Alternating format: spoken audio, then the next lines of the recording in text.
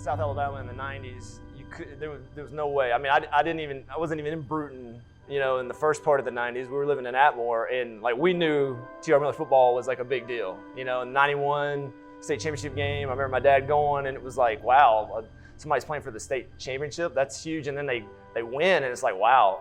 And then we moved to Bruton in '94. They win it, and then you go to a state championship game in '95 and '96, then back in '98. I mean, it was just a incredible run. I wanted to be like the guys I saw on Friday night. I wanted to go to every game, but I couldn't, so I listened to it on the radio. So Miller football to me, it was bigger than college football, pro football to me back then. The decade of the 1990s was the greatest in the long football history of TR Miller High School. The Tigers won 117 games, the most of any team in the state of Alabama. Included was 6 trips to the 4A state championship game and an undefeated state title team in 1991 and 1994. 6 of the 10 Miller teams won at least a dozen games, and the 96 team scored a then school record 517 points.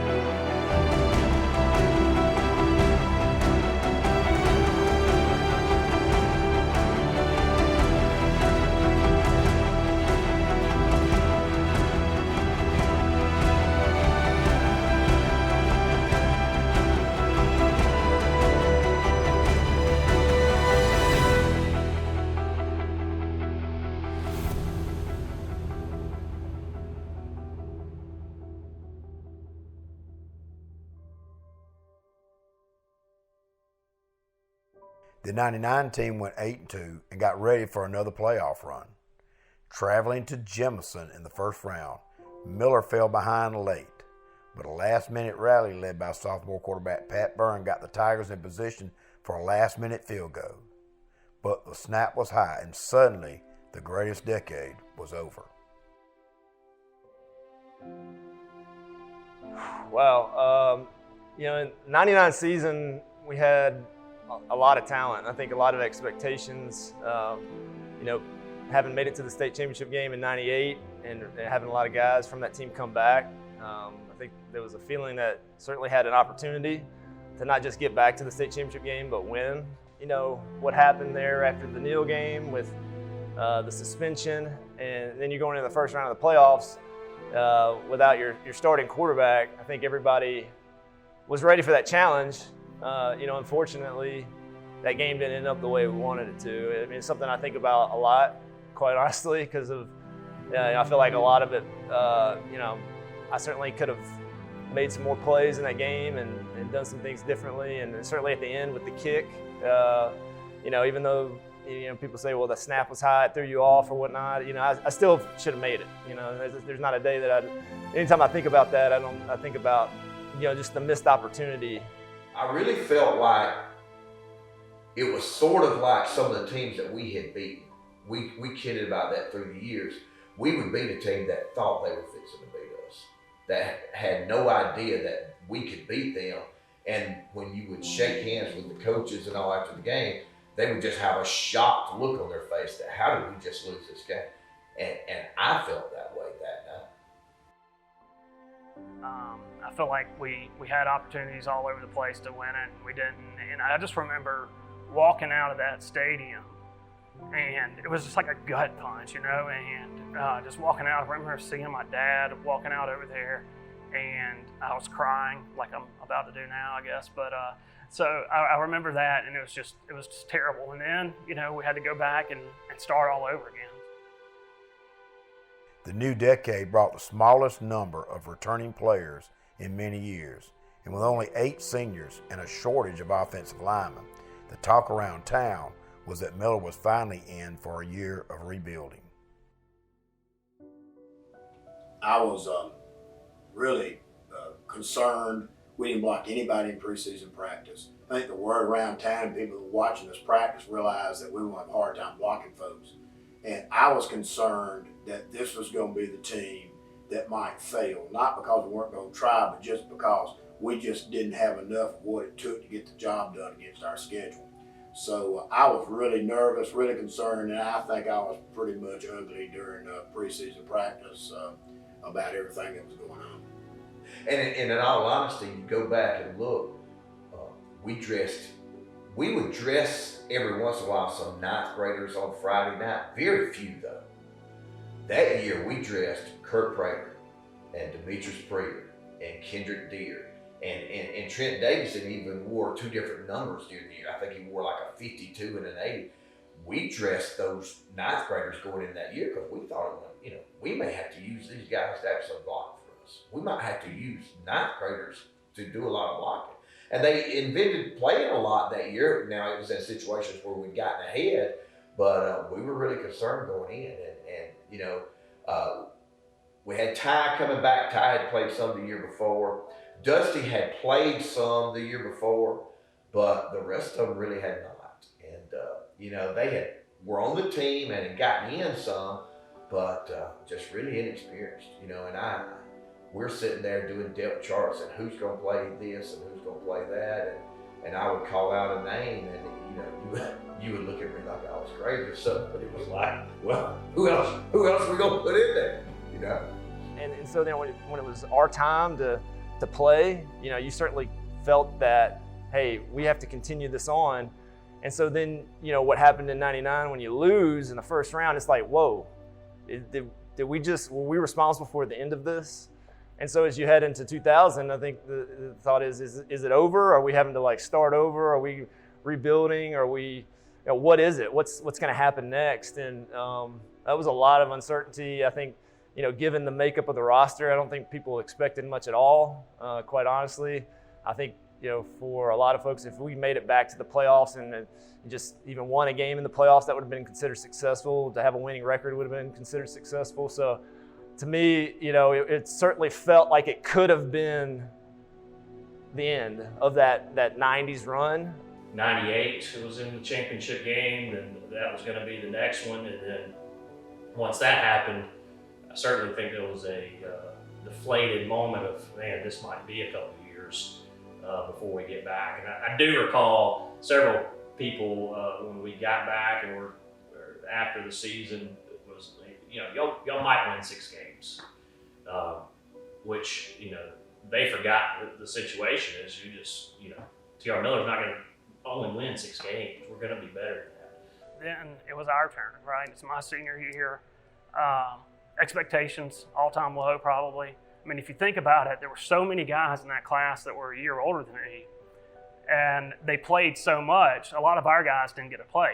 And our class was already small from a senior class perspective anyway. I think there were like 10 of us. Lawrence, Jolly, 75, and when you call names after 20 years, you're afraid you're going to lose track of somebody. I mean, Lawrence had to play for us, and Lawrence was just, he was unique. And he played defense for us, and he got in there, and then we end up with Chris Lloyd and Rollerson playing, and Lloyd, my nickname for Lloyd was the Machine. I hope he still remembers that, and it was more of a joke than it was anything else. But they just kept on and kept on playing, and one of the things about those guys was they certainly wasn't too talented. They didn't have the big head.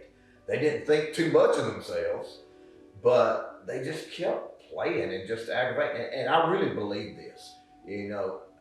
Rollerson and Lloyd especially had taken such a beating as sophomores, because every day during practice, the '98 team that went to the state championship played Dexter. You got Brandon Burkett over there playing tight end, and let's just say Burkett wasn't too nice to sophomores during practice, and so they had some growing pains, but I think that made them tougher, made them better football players. With the first game approaching, 2 of the Tiger coaches took it upon themselves to go on a little scouting trip to Atmore. So I'm sitting in my office, we're waiting for a 5 o'clock practice.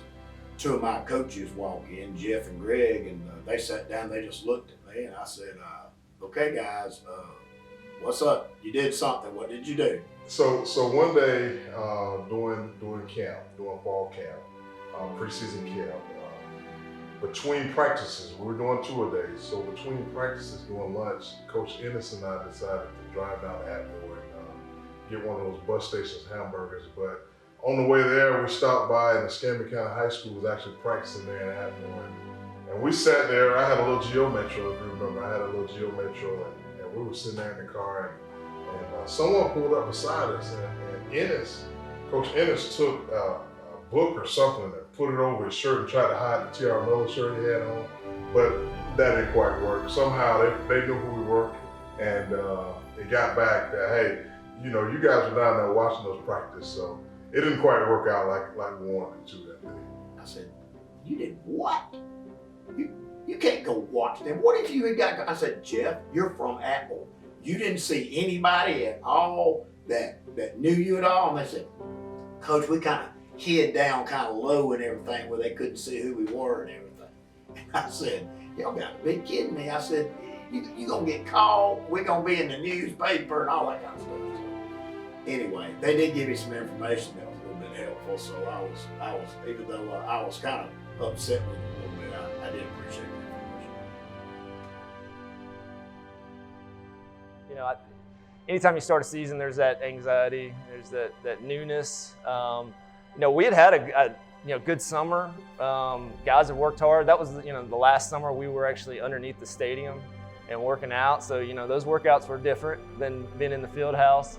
I think everybody can attest to that. But we had worked hard. I think we were physically prepared. I think we felt like, from an X's and O's standpoint, we were prepared to go. It was just a matter of what it would look like once you kicked it off and went up against an Atmore team that had talent. I mean, they had size and it was on the road, so there was some nerves and anxiety. But it was once the game got started, it felt like you kind of felt like Miller. You didn't feel like, hey, we're nothing like those other teams. I mean, if you watch that game now, and I went back and watched it a few years back, and there were some good things about that game, especially defensively. We played really well. Offensively, we did some things okay. I mean, we weren't clicking like we ended up. Special teams were strong, but to shut a team out anytime is a good result. The Tigers traveled to Atmore to open the 2000 season to take on the always tough Blue Devils. No one really knew what to expect. Outsized by the Atmore squad, Miller started slowly, but gradually wore down the Devils on a hot night. A Pat Byrne field goal and Rayvon Howard's 2-yard run gave Miller a shaky 10-0 halftime lead. Another Byrne field goal and a short Howard touchdown run got Miller a 20-0 second half lead before Ladero Wesley capped off the game with a 52-yard fourth quarter touchdown run. The Tiger defense stood tall with 4 turnovers and allowed Atmore only 118 yards of offense, and Miller won 27-0. What I remember getting an interception and trying to run the thing in, and one guy popped me so hard before I could even get started real good. And jokingly enough, Orlando Clack made an interception that game as well, and he let me hear about it. He was like, Blake, I matched stats with you. I got an interception too. The thing I remember most about that game is that the aftermath, is the bus ride home. I mean, it was like we had won the state championship. I mean, everybody was so excited, so happy, like, hey, we won a game. And I think that speaks to just the uncertainty of the season and nobody really knowing what to expect. That we win the first game and everybody's just elated. And we were singing and cutting up all the way from Atmore to Bruton on that bus ride home. And it's something that I think a lot of the guys still talk about. It's just like, man, remember how happy we were after beating Atmore? But I think it was a sign of things to come.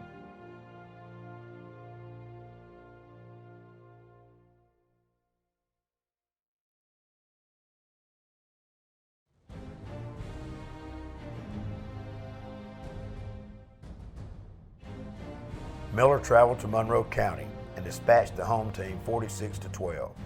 The Tigers were concerned about the Monroe skilled players and the game was a hard-fought 3-0 affair until Shane Dawsey intercepted a pass and returned it from 25 yards out for a touchdown to give the Tigers a 10-0 lead.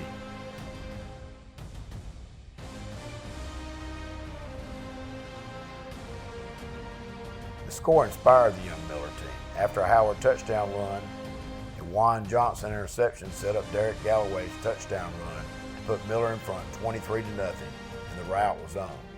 Galloway rushed for 120 yards, and the Miller defense got 5 turnovers as the Tigers went 2-0 on the season.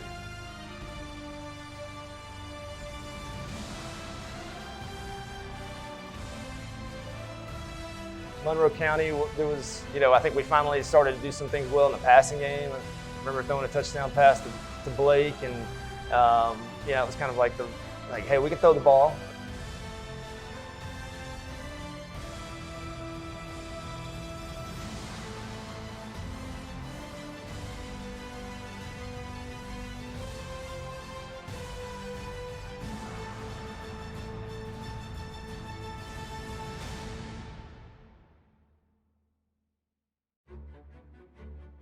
In its first home game of the season, Miller showed its character, coming from behind in the fourth quarter to beat Andalusia 30-13. The Tigers were backed up in their own territory halfway through the fourth quarter and trailed the Bulldogs 13-10. Staring their first loss square in the face, Miller drove 75 yards for the go-ahead touchdown, and they would score twice more on a 41-yard Pat Byrne to Blake Davis pass and a 70-yard Rayvon Howard scamper to beat the Bulldogs.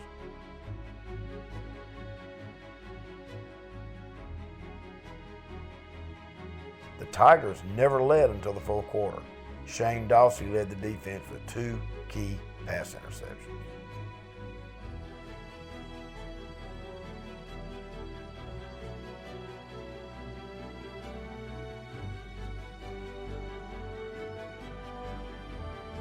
What I remember about that game was they were ready to play. We weren't, I think, because we came off two good wins, and I think we were just kind of starting to cruise a little bit. They came out, I think, hit us pretty hard. I really think they thought they could beat us. I think they thought we were down, and they came over to our place, and they had us down. We were losing in the fourth quarter. And we kind of hit like a run there where, we hit, I think Ray had a long touchdown run. They turned it over. Then we threw a long touchdown pass, and then scored again not long after. So we scored like 21 points, like bang, bang, bang. And it went from we were down by 3 to up by 18 type situation. And that was a big win for us. I think it gave us a lot of confidence to know, hey, we can beat a pretty good team. And it was a good crowd. So, we were kind of put to the test and proved that we could overcome adversity.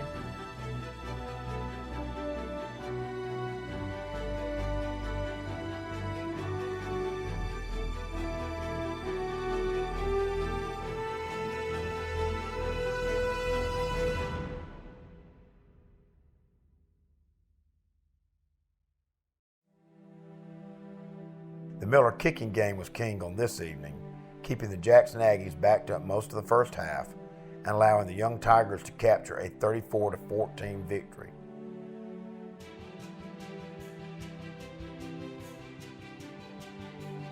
Miller quarterback Pat Byrne threw for 210 first half yards with bombs to Blake Davis and Shane Dawsey.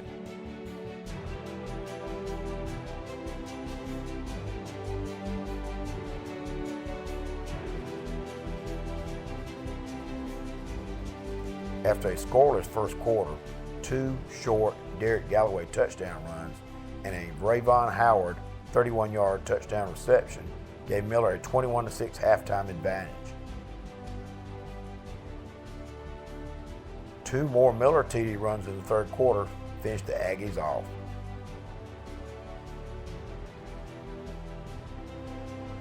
Dusty Wilson led the Miller defense, sacking the Aggie quarterback twice, and the Tigers pushed their record to 4-0.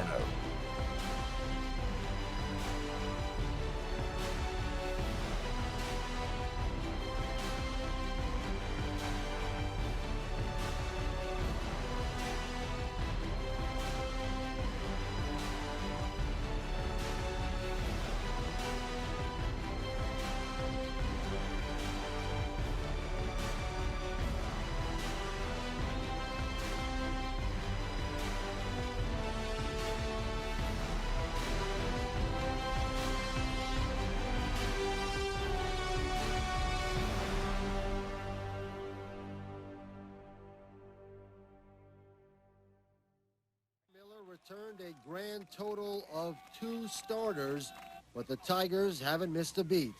Jamie Riggs has them off to a 4-0 start and ranked 3rd in the state. Just because you're young doesn't mean you have to be bad, and we've been pleasantly surprised with some things, but I think the greatest thing has been their ability to play together and their effort, particularly at practice. We've had tremendous practices, which has really helped us. I think we're making more progress with a young team than maybe we might normally, just because we worked so hard in practice. Patrick Byrne has been impressive in his first year as the starting quarterback. The junior has thrown a touchdown pass in each of the first 4 games. Has done a great job of leading our offense and of throwing the football for us, and has been very, very accurate throwing the ball. I'm just having real fun with it right now. You know, it's not much pressure really. Just learn my plays and know mostly where everybody's going to be on the routes and passing wise. The Tigers are small on defense, only 1 starter over 200 pounds, but they make up for it with speed and a solid secondary. The DBs already have 9 interceptions. We've been getting off our blocks really well and running to the ball, making things happen. We're making the big plays when we need to, and that's what good football teams do. Of all of the program's success in the 90s, last year was the most modest. A first-round playoff exit for the only time all decade, and the players have not forgotten that letdown.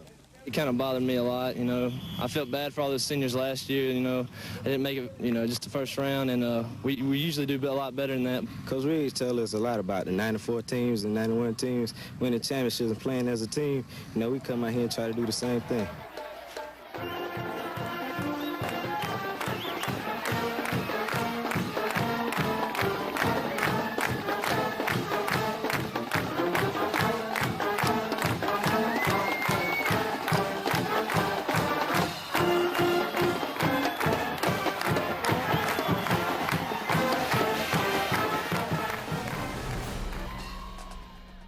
Blake Davis's 90-yard interception return for a touchdown with 2:23 left gave Miller their 5th straight victory of the season over Hillcrest, 38-21.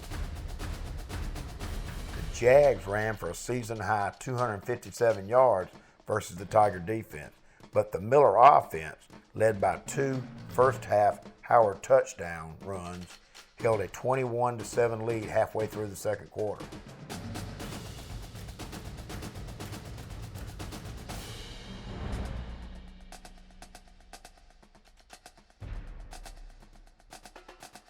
Darrell Wesley blocked a Hillcrest punt, and Davis returned it for a touchdown to give Miller a 28-6 halftime advantage. Miller held on for the win. Galloway and Howard ran for 180 total yards, and Miller threw for 181 yards in the victory.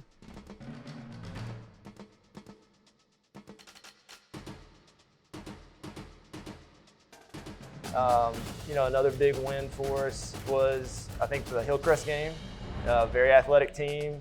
Had usually challenged us pretty well, and then the year before they'd given us a good run. But they had a good tailback in Derek Rogers, who I think was getting some offers, and they came to our place and brought a huge crowd. It was a very highly anticipated game, and we just kept scoring on them, and they scored a little bit too. But we pulled out the win, and I think we felt like, hey, we can do something.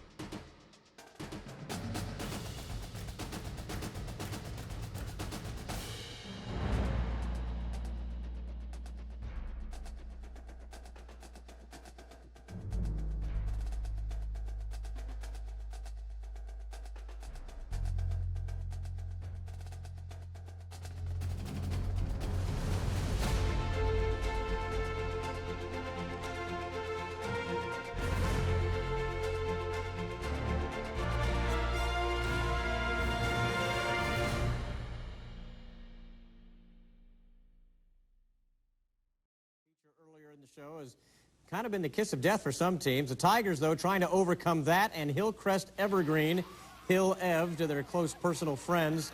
Paul Trevitsky making the trip to Bruton tonight, and Rayvon Howard from the 10-yard line takes it in for the score. They kick the extra point, and it's 7-0, TR Miller. And the Tigers are not going to stop then. Patrick Byrne, you met him in our profile. He drops back and finds Brandon Wilcox from 12 yards out this time. Another extra point, 14-0. Hillcrest will come back to make it close. Not that close. 38-21 is the final in that ball game.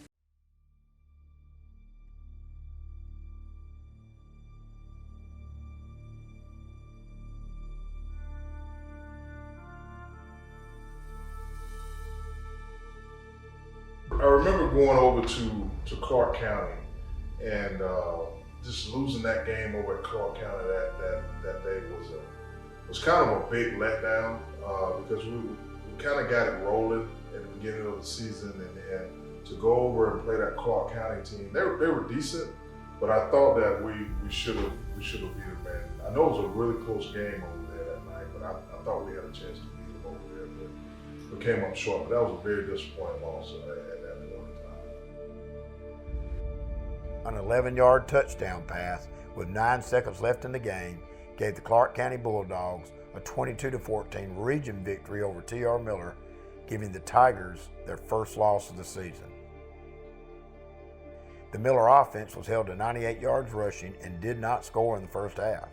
The Bulldogs led 7-0 in the third quarter, when Miller went 64 yards for a touchdown with the first possession of the second half, thanks to a 46-yard reception from Byrne to Rayvon Howard.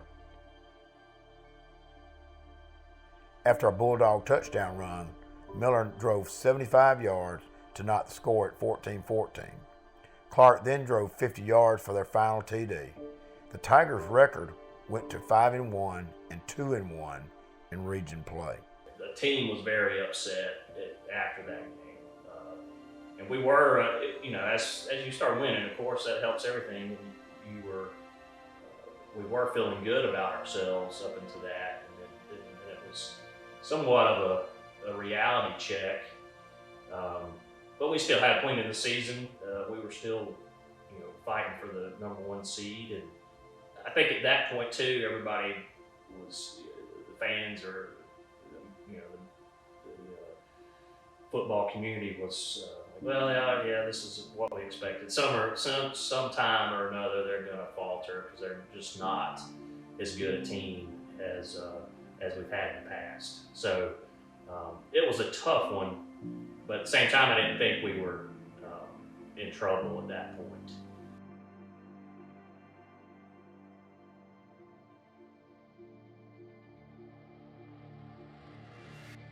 UMS Wright handed the Miller Tigers their second straight loss of the season in Mobile, 20-14. Miller scored on its opening possession of the game on a Derek Galloway 26-yard run to lead 7-0. From there, the rest of the half was all UMS. The Dogs scored 17 unanswered points and led 17-7 at half. Miller trailed 20-7 in the fourth quarter when the Tigers drove 60 yards in 11 plays, climaxing with a Byrne to Galloway touchdown pass. The Tigers drove to the UMS 11-yard line in the last minute of the game, but a fourth down pass fell incomplete, and Miller lost their second straight game, falling to 5 wins and 2 losses on the season.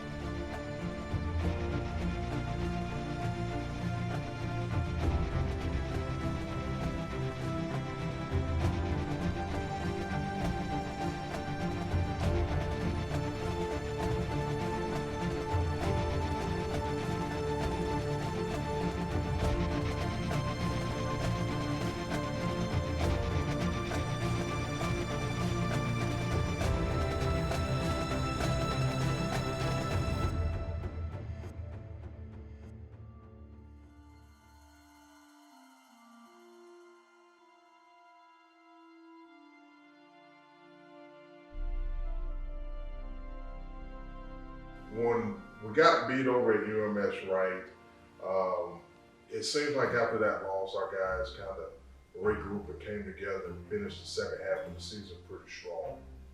So we go down to play UMS. When you go down to play UMS, you dress, they would put you out there to dress around their swimming pool.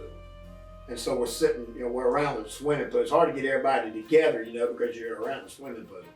And I just thought we had just not played well at all in the first half, and we were behind, and I was not happy. And so I decided we need a little motivation, so I decided I was going to put a chewing on. And I just remember that when I walked out there, they were all scattered out around the pool, and the first thing I told them is they need to get out of the corners, quit hiding, because I had something to say. Coach Riggs was so upset with us. Yeah, I mean, it was what we needed at the time, but specifics, I mean, I remember we were by a pool, and I'm sure a lot of guys wanted to jump in the pool and just swim away. And I started. And I found out later on that Brother Ron Headley, who traveled with us, told all the managers to get out, to leave, that they didn't need to be around what was about to happen. But I put a pretty good chewing on them at halftime. Well, first of all, we shouldn't have gone and sat in that corner, because I know all of us probably feeling sorry for ourselves, and I know that's something he likes to say. You're feeling sorry for yourself. That's among other things, that's one of the things he loves to say. And I don't think I had ever seen him just get that mad before. But it was, I think it was one of those galvanizing situations where we either gonna come together and pull this thing out, or we just gonna continue to hide away and sit in the shadows and let the season get away from us when we clearly had an opportunity to do something great. Because it got really intense, but we needed it. We needed it, and you know, we didn't come back and win the game, but I think it showed how much Coach Riggs believed in the team that we had, and our ability to beat opponents like UMS Wright. You know, I think if he'd have felt like, you know, these guys are doing the best they can, we don't have that. But I think he knew there was so much untapped potential in that squad that, you know, he used that moment to say, look, you know, it's time to get your act together, and you know, play smarter, play harder, play together, and you know, I think it was just a point where we all realized, like, let's get it, let's go get it together, and let's make something happen.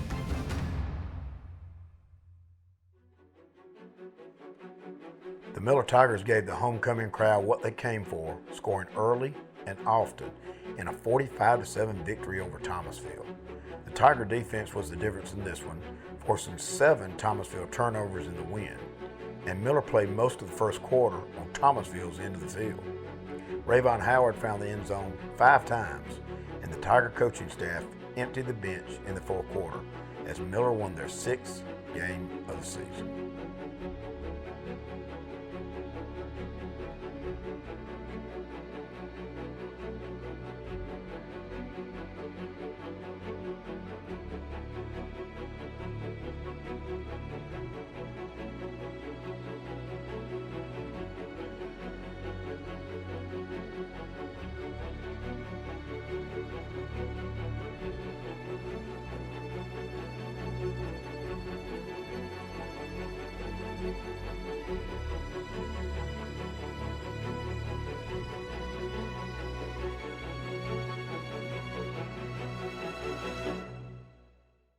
It was all right show, though. Anyway, TRM Miller and Thomasville both angry after losses last week and still in the midst of a major playoff race in 4A. Whoever had the eye of the Tiger would win this one.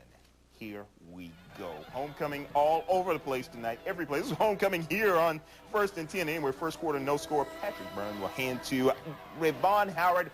Watch the power. Watch this. You want to go? Come on. You want some of this? You want to go with? Come on. We're all going down the field. You can go with this nice run right there. That was set up, this power plunge by Mr. Howard. That made a 7-0 home team. He's not done yet. Wait till you hear some stats on him. That started the royal beatdown in this one. Clap. Yep. Byrne gives to Blake Davis. Would you stay out of my highlights? Anyway, that set up Ms. Howard TD. Get these stats done. 6 carries, 47 yards, 5 touchdowns on the night for DH. 14-0 at that point. More cats wanting to attack people. Anyway, after a turnover, this is Derek Galloway. He's going to take it to the outside. He's going to score as well. This one got ugly. Can I see the score, please, Henry? Yeah, that was 45-7. TR Miller looking good. All right, we're not done yet. Guess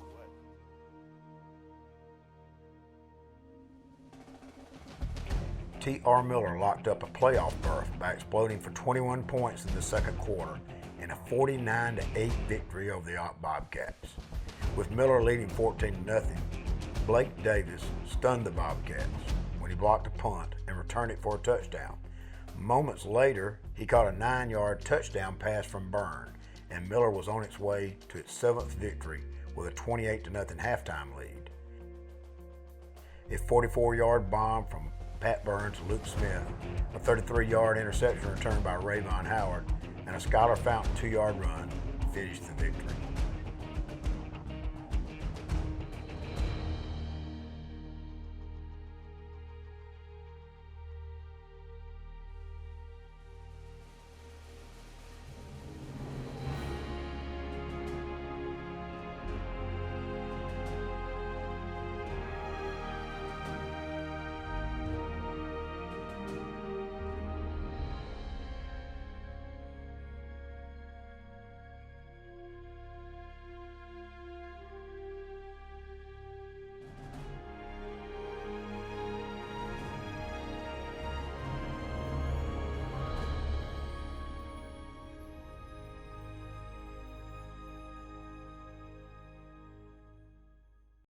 Well, I mean, growing up in Brewton, I mean, it's always been a huge deal. I remember, 95, 96 Neal games. I think it was 95, 96, where both teams were undefeated. I remember going to watch the game in the playoffs over there, and getting there like right after school was over, sitting up in the stands for 3 or 4 hours before the game started.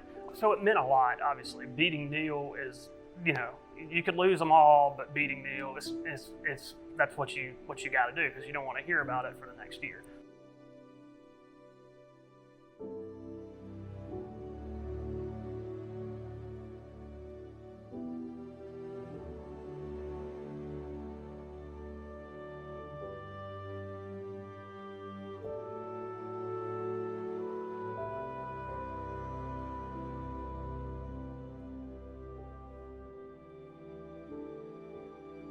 TR Miller defeated a stubborn W.S. Neal squad 21-7 in the Battle of Murder Creek. The Eagles scored first on a 74-yard drive in the first quarter to lead 7-0. But in the second quarter, Brian Beckham picked off a Neal pass and ran slowly for a 43-yard touchdown return for the biggest play of the game. They had the ball, and it was, I was dropping out in the flat, and the guy threw the ball. I mean, there was not a Neal player anywhere near me, and he just throws it, and like I see it coming to him, I'm like, just don't drop it, right? And so I catch it, and I take off down the sideline and score a touchdown. So it was my first interception, and then my first touchdown, my only touchdown. And so it was a great experience. I remember watching it, on the news when I got home, Channel 3. It's probably still got the VHS somewhere that I'd love to go back and see it.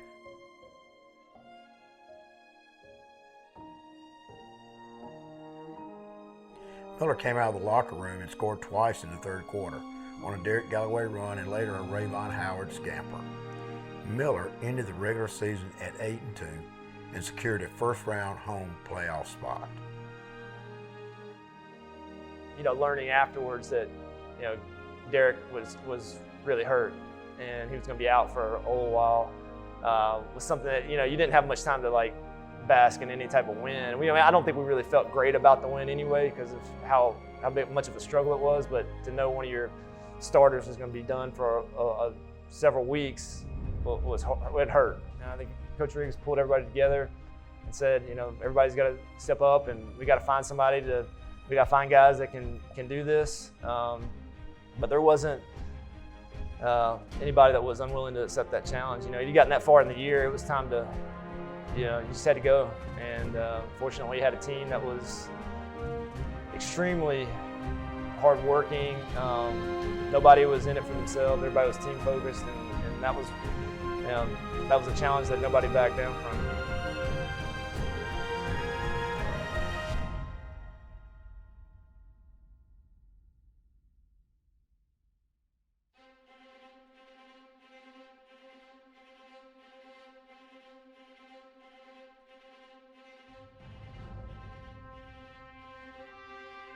And, so we were going into the playoffs and we thought, well, let's just see what happens. And in all honesty, I think that was our attitude. Let's just take it 1 week at a time, see what happens, and maybe we'll make a run. But we didn't feel as confident going into the 2000 playoffs as we had the 99 playoffs. I think an interesting story that I didn't experience, but I heard about later was right before the playoffs started, Coach Wiggum, during practice one day, kind of brought the offensive linemen together and during the drill and just, he stopped practice for a second and he started telling them that they had met as a staff earlier that day, and they looked at the playoff bracket, and he said, guys, we looked at it, and there wasn't a single team in the South region that we can't beat. And a lot of guys have told me that was like, wow, like that was the moment they realized, like, you know, they believe enough in us to get there, you know, and it kind of helped them make that switch to, like, not just thinking one win in the playoffs is enough, but hey, we can make a run. And I thought that was something really neat that I've learned since that year that happened during the season. The Miller Tigers defeated Dallas County 49-14 in the first round of the Alabama High School Athletic Association playoffs. Skylar Fountain, subbing for injured tailback Derek Galloway, ran for 137 yards on 24 carries. Rayvon Howard scored 3 times, and quarterback Pat Byrne completed 10 of 11 passes for 187 yards, including a 22-yard flea flicker toss to Shane Dawsey.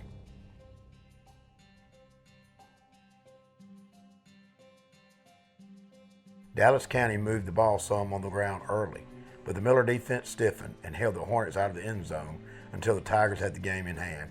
Both Gary Freeman and Brandon Wilcox recovered fumbles in the victory.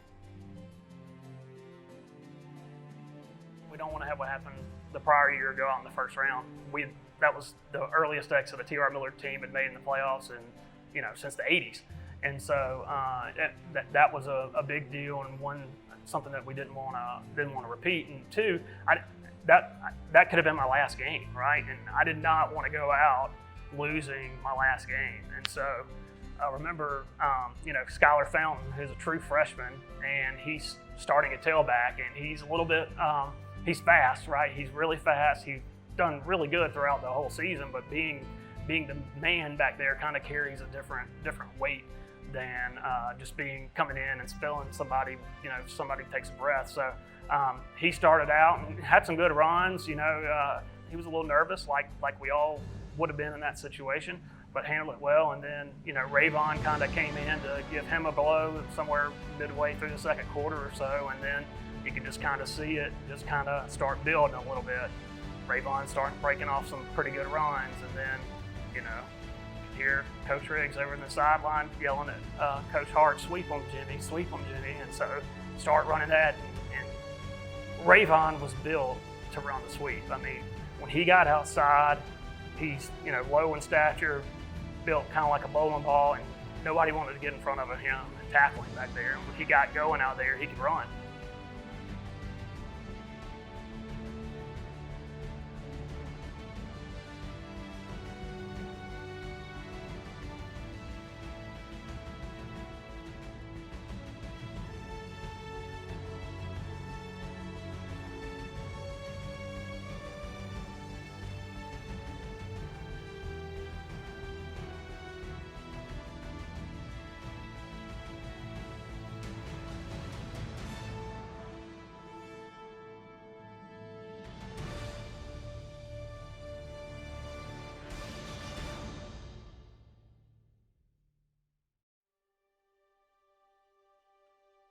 But we knew we had a big challenge in front of us going on the road to play Coosa Central. And, when you look at that team on paper and the athletes they had and the season they had, we knew we were in for a fight.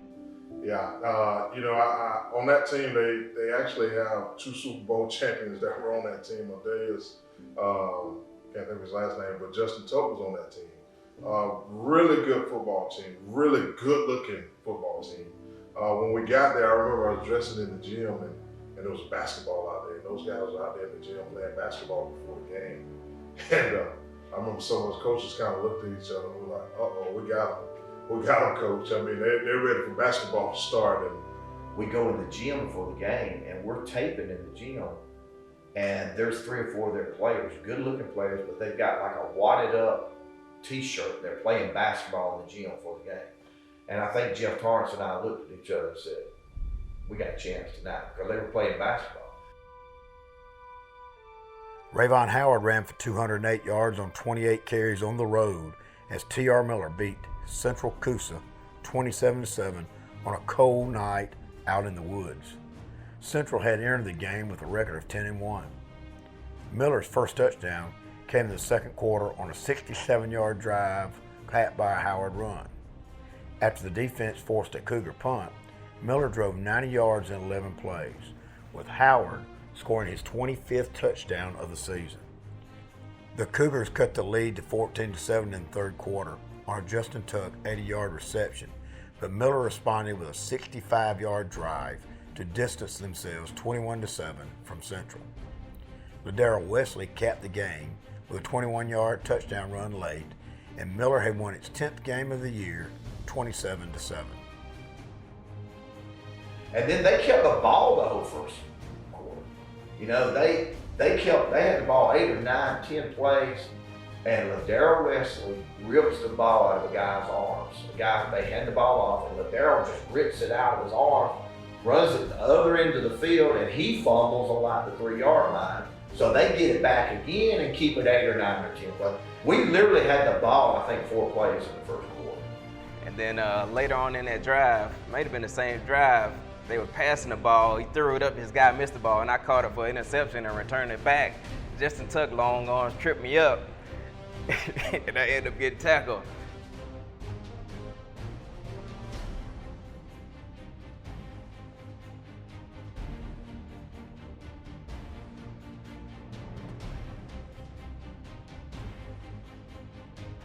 There was this guy, they were running like a, I don't know, the wide receiver was coming in motion and they were going to kind of flare it out to him, and the split end was supposed to block me. He never blocked me, and I didn't really hit the guy, but I just kind of ran into him and hit him right under the chin, and he was like laid out on the field and he was out. And I just remember it was dead silent. If you just see it slow enough, you can see this big pile of spit like fly out of the guy's mouth up in the air. You can just see it like hanging up there. Ryan Beckham hit this guy so hard, I don't know what flew up in the air, whether it was an ear pad, a mouthpiece or something, but the whole stadium went dead silent after that. The only one you can hear is Coach Torrance yelling at the defensive line, "You're standing treetop tall, you need to get down and make a play." If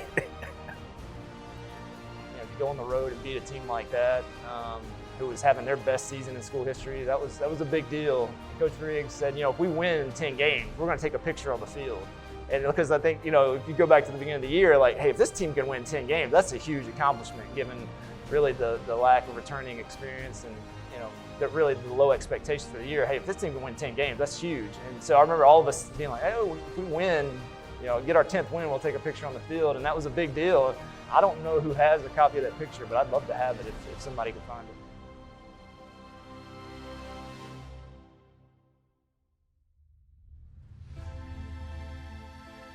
Yeah, we beat Coosa. Great team, great win. We're feeling good, and then you look up and we got to play Geneva, an undefeated team. I think they had finished number 2 in the state in the final 4A poll. They're coming to town, and you're like, oh wow, it's not getting any easier. Massive challenge. And then you get up on Friday, and the bottom's like falling out, and it's just raining all day long. We get to the stadium, and it's just pouring rain, water everywhere. Field conditions are probably, it's probably not as bad as the '95 state championship game when Miller played Alexandria, but it's close. And it's one of those games where you're like, should we postpone this thing because this doesn't look playable. TR Miller beat an undefeated and second-ranked Geneva Panther squad at home in a driving rain, 21-7 in the quarterfinals. After gaining only 40 yards of offense in the first half, Miller pounded Geneva for 242 yards and 2 touchdowns after intermission. Rayvon Howard rushed for 183 yards on 20 carries, and Ladero Wesley rushed for 83 yards on 5 totes.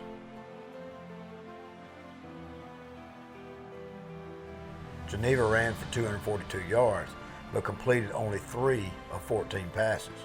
Miller scored first on a Blake Davis 52-yard punt return, and the two teams went into halftime tied 7 apiece. I feel the punt. I go up left a little bit, then I see a seam on the right side. So I run around the right side going up. I see a guy coming towards me. I don't know what got into me and made a little move. He fell down, and I end up going in the end zone for a touchdown. So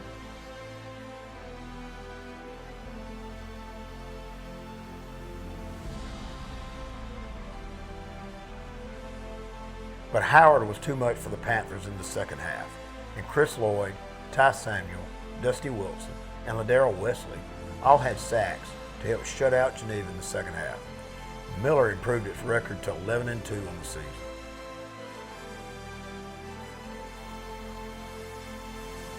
And then late in that game, I think it was a 14-7 game, and Rayvon had just an incredible run when it was still, we were trying to run out the clock and end it, but he broke it down to like the 5-yard line, and I think Skylar punched it in on the next play, and we ended up winning 21-7, and it was just gutty. It was just a gutty performance, and everybody just playing extremely hard and maintaining excellent ball security despite the horrible conditions.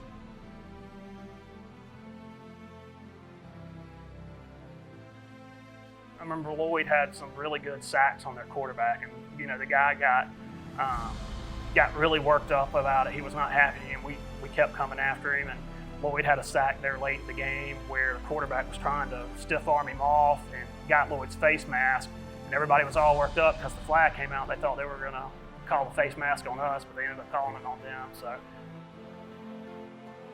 throwing the ball was next to impossible. I mean, it felt like you were holding a watermelon with Vaseline on it. The football was hard to grip, but we didn't have any issues with the ball security or snaps. And so, I mean, it's one of those things today, I don't know how we didn't have any issues handling the football, because it was not easy to tote the rock that night.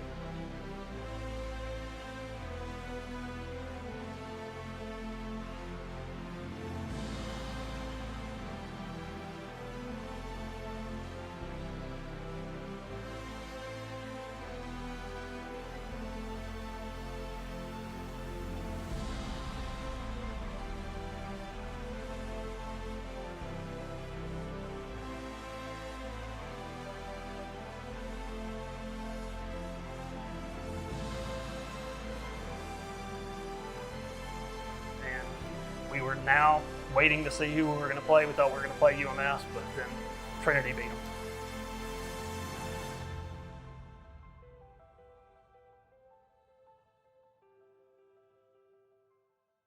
It's become a Thanksgiving tradition seeing T.R. Miller going deep into the playoffs. No matter what the regular season record, Jamie Riggs and the boys always seem to be in the mix, and 2000 is certainly no exception. To keep it going, though, the Tigers had to defend their home field against an undefeated Geneva team tonight.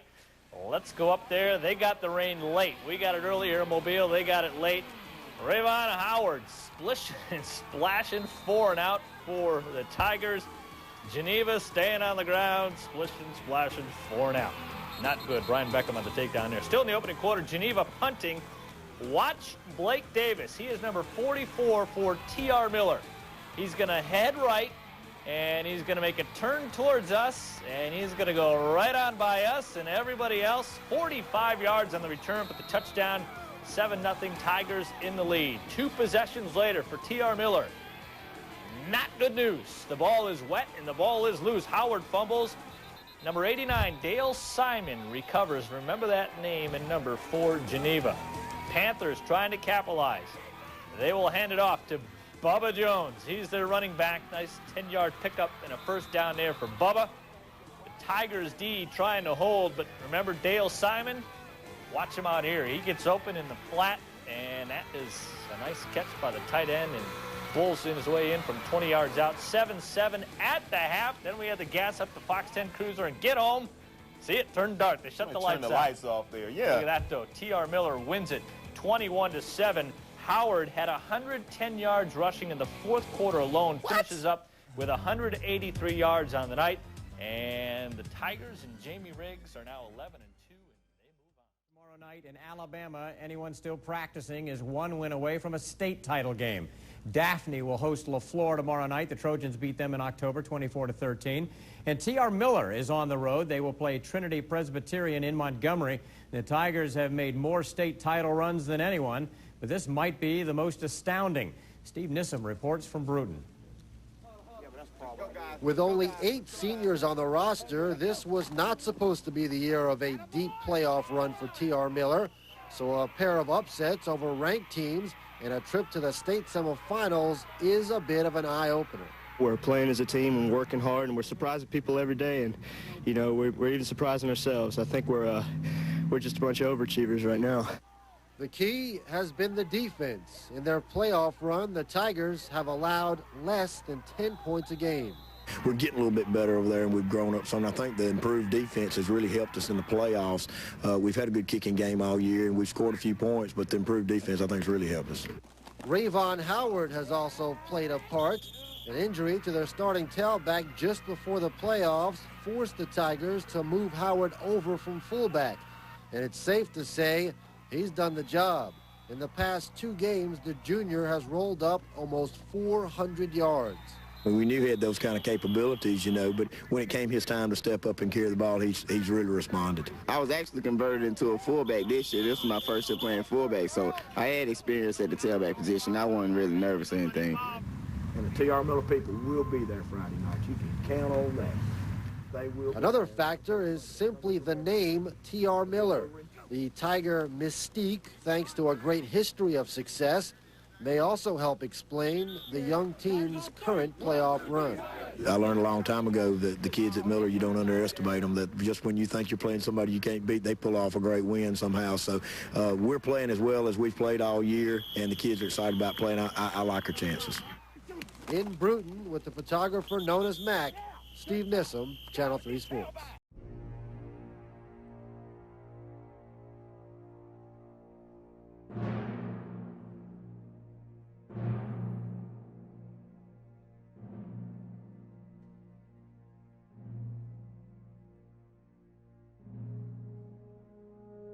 So the first thing I remember about the Trinity game was in the immediate aftermath of the Geneva game. You know, coming out of the locker room, I think Zeke ran up to a group of us and was like, "Trinity beat UMS Wright," and we were like, "Really?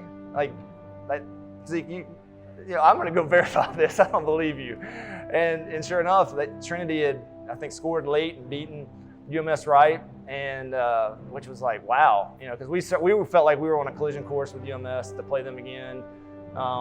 And so for somebody to knock them off was like, oh, okay. And you have to kind of reset your focus a little bit, but you look at Trinity and they're having the best season they've ever had. And they had a lot of talent. I do think, though, there was like a quiet confidence about our group, knowing that it was a team that, you know, we felt like we matched up well against.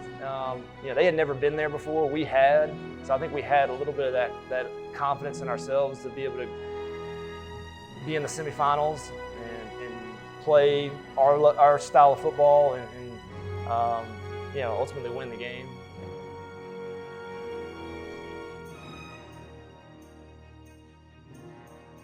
TR Miller earned its 7th trip to the state championship game in 11 seasons with a 49-10 victory over the Trinity Wildcats in Montgomery. Rayvon Howard continued his playoff blitz, accounting for 451 total yards and 5 touchdowns.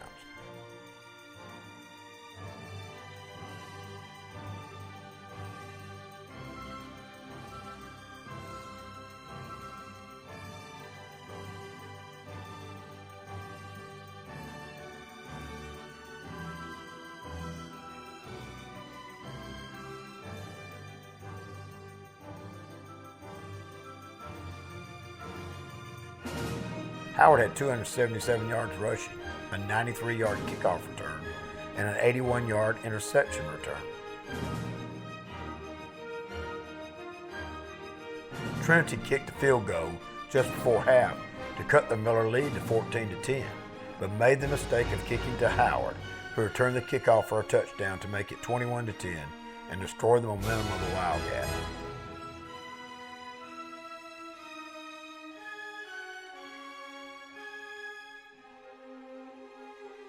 One of the most incredible performances by an individual, not only in Miller history, but probably in the Alabama high school playoff history. What Rayvon Howard did in that game is just legendary. And I certainly think you could talk about the state championship game and tell everybody what he accomplished in that, in those 60 minutes. But you know, you look at that Trinity game, for him to have scored, I think, 3 rushing touchdowns. He had a kickoff return for a touchdown and an interception return for a touchdown. So the man scored on offense, defense, and special teams, and on the road in a semifinal game.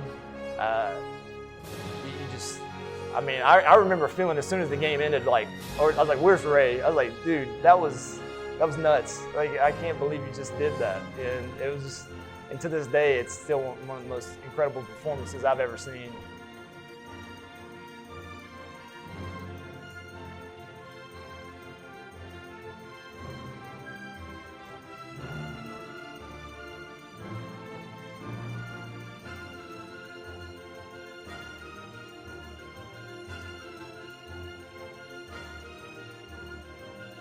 After a Howard third-quarter touchdown run, Pat Byrne hit Blake Davis on a 31-yard touchdown pass early in the fourth quarter to give Miller an insurmountable lead.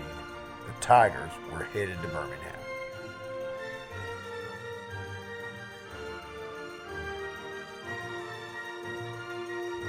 So we're down there somewhere in the first half, down in the second quarter, and my son Michael comes up to me and says, "Hey, Dad," he said, "Do you know what they're doing over there?" And I said, "No." And so, "What are they doing?" He says, "Dad, they're writing their plays on a board where everybody can see it and hold it up. They're doing it in code." And I said, "Really?" I said, "I've never seen that before." And he looked at me and he said, "And Trent and Opie got the code." I said, "Really?" He said, "Yeah." So I wanted to find out if it was true or not. So I just kind of went down there and kind of stood by them. And I heard one of them say, "Hey, they fixed to run to the right." And I looked over there and they ran to the right. And I said, "Well, if they're going to be crazy enough to tell us what the play is, we're obligated to be able to defend it." So later on down there towards the end of the game in the second half down there, I'm standing over there by Opie and he says, "Hey, coach, tight end dump." So I yelled out there to Raybon, "Hey, Raybon, tight end dump." And about that time they threw it, he intercepted it, ran it for a touchdown. And I turned and I looked at Opie and Trent standing there. I said, "Men, tonight, when we line up to eat, you eat first."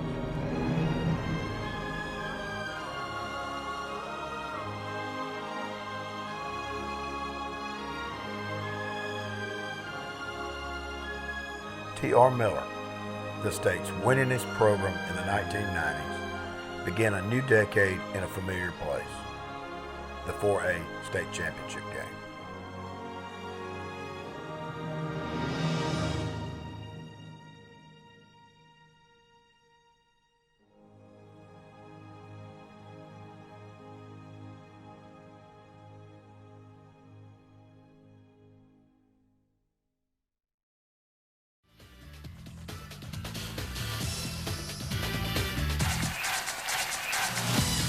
The Alabama State High School football tournament rolls on to the Super 6 in Birmingham starting tomorrow afternoon with the 1A final. Now tomorrow night at 7, it's the 4A final at Legion Field. T.R. Miller goes up against Fayette County. Today in Bruton, the Tigers went through a final walkthrough. Head coach Jamie Riggs, he's been there before.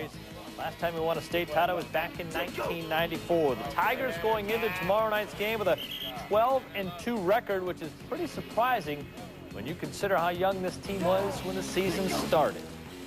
We were only had 2 starters returning.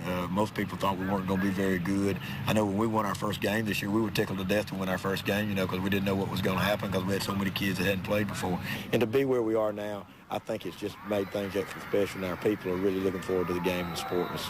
At first, it was like we just out here playing just to have fun, but now that we're deep in the playoffs, we know what winning is all about, so we want to go out and win, play hard. Really couldn't get a big head about anything because nobody expected much from us, and just winning games. We surprised ourselves, and making it this far in the playoffs. It's been a wonderful year.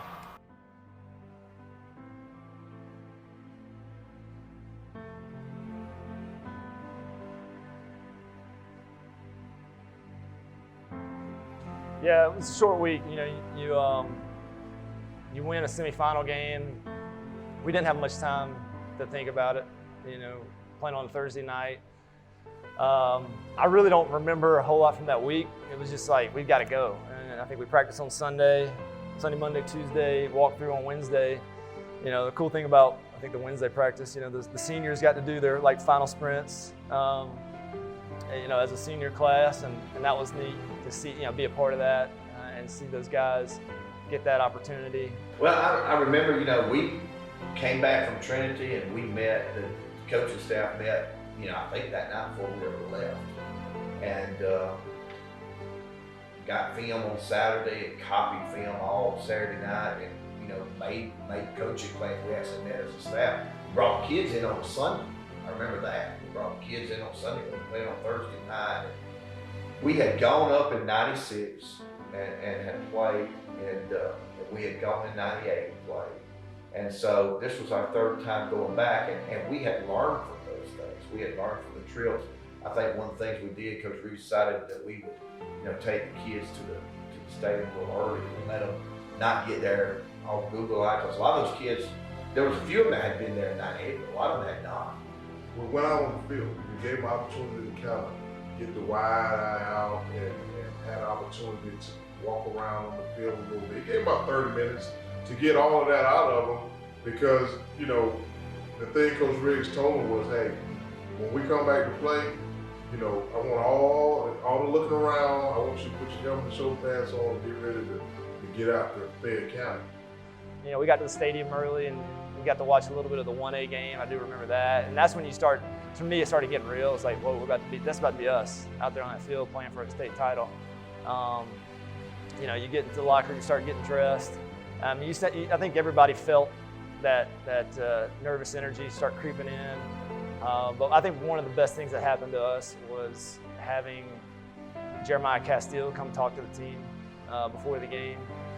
His message was essentially that, basically to be led by faith and not by sight. Believe in what you know, not what you see.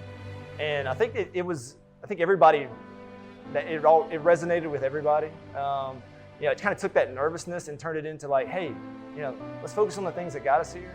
The teamwork, the execution, all those little things. Let's just focus on us, not worry about Fayette County, not worry about it being the state championship game so much, not being in a big old stadium, a place that, is reserved for state championship matchups. Let's just go play TR Miller football.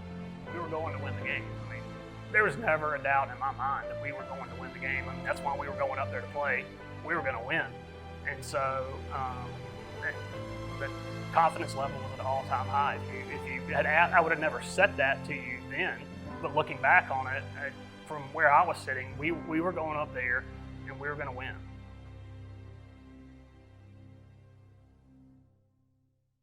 They've dressed, they've coached, and they've strapped it on with one and only one goal in mind.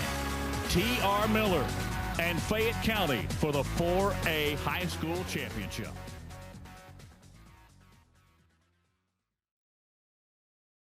Call you when I need you, my heart's on fire.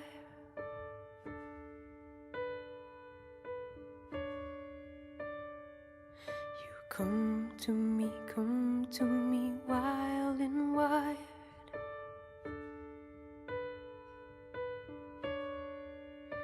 You come to me, give me everything I need. Give me a lifetime of promises in a world full of dreams.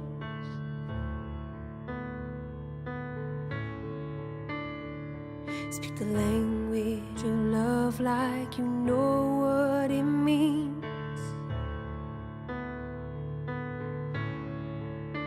It can't be wrong.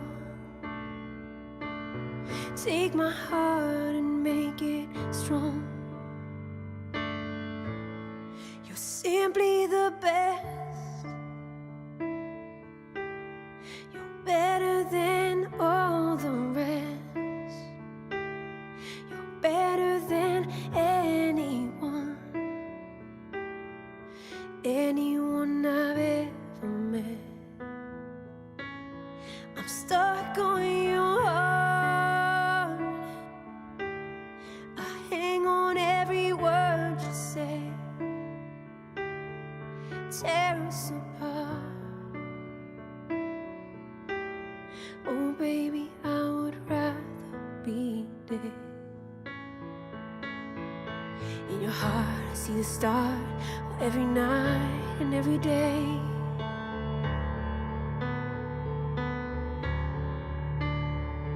In your eyes I get lost, I get washed away.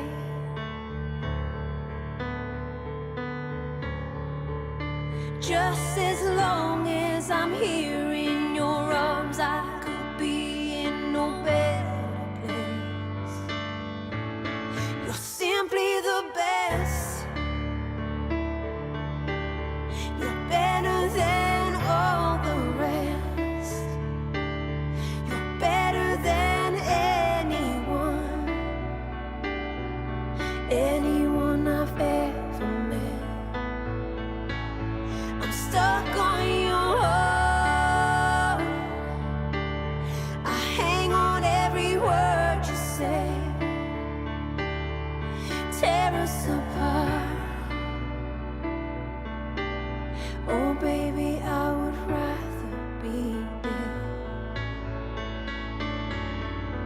Each time you leave me, I start losing control. You're walking away with my heart and my soul, and I still feel you even when I'm alone.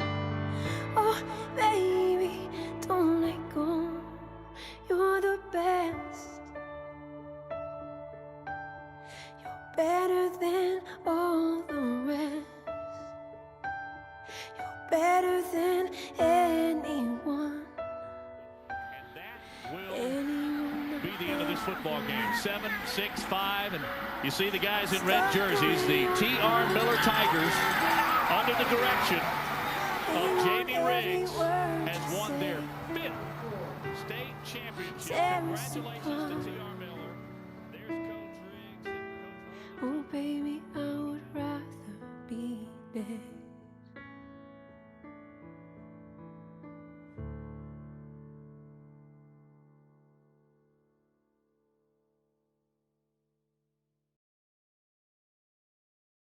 Back at Legion Field, there you see the final score. The 4A title belongs to the Tigers of TR Miller. The final 28-9.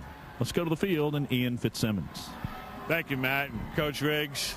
We told you earlier, the more you talk to me, it would be a better night. You keep talking to me, that means you're a state champion. Congratulations. Well, thank you very much. I got a really good bunch of kids that played really hard. We did everything in the second half, in the fourth quarter we could do to lose the game. We had crucial penalties, gave them a big play, fumbled the ball, and we just kept hanging in there. We've been hanging on that rope all year, and we finally got it done. When it was 14-9, what'd you tell your defense? Because that sack of Pennington really seemed to take the low out of this team and bring them back up again. Well, main thing is we just told them, don't get discouraged. You know, we've made some mistakes. We know we can run the ball. Just keep playing. Don't, just hang in there.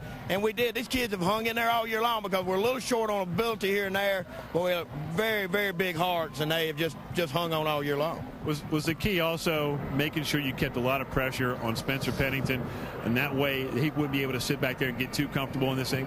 I thought my defense coaches did a great job tonight. We did. We tried to load him up, and actually we stunned him more than my heart could stand, but we were able to put pressure on, which we thought was important. We tried to mix coverage on. He is very, very good and have some great receivers. You got Byrne coming back. You got Rayvon Howard coming back next year. Talk about those two and what we can expect next year. Maybe we'll see you back here at the Super 6 again? We're glad we got them back. We've got some seniors who are going to be hard to replace emotionally, and they've been great leaders for us, and they are very strong inside. And I hope that my juniors and my sophomores learn something about being a team and all from those guys. You wake up tomorrow, you're a state champion, Coach. Congratulations. Thank you very much. Appreciate it. Matt, back to you. Thank you, Ian. 1969, 1984, 1991, 1994, and let's add the year 2000. TR Miller, I'll guarantee you that little city down in South Alabama they call Bruton is having a little party for their Tigers tonight. You can believe that as they're watching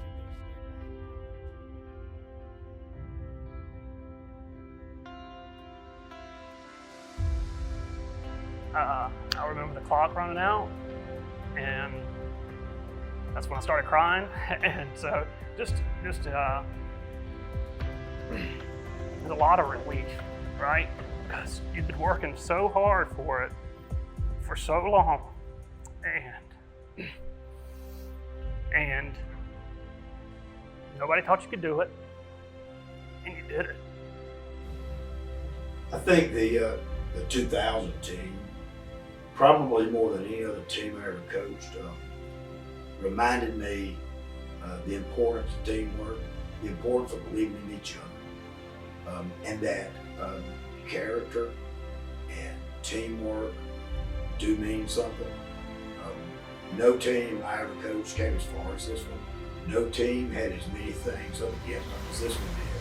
But at the end of the day, they ended up winning the whole thing. And I think sometimes we talk ourselves out of a lot of things. And I thank goodness that the team we had that year, they didn't talk themselves out of being champions because they could have done that, but they didn't. And they just kept playing. And we talk a lot in football about playing 1 week at a time, but we always look ahead. And we truly didn't do that thing. Every week we knew we were going to fight for our life. And I think the best thing about the whole championship team in 2000 is that it was so unexpected. And it made it really terrific. And it was certainly probably the greatest bus ride I ever took up that night. And I said, give me the blue trophy. We want the blue trophy. We don't want the red one, right? And so just a surreal feeling, right? Wish I could go back and do it all over again so I could actually enjoy it. And that way, I remember giving Coach Riggs a hug afterwards. And it was just a great moment.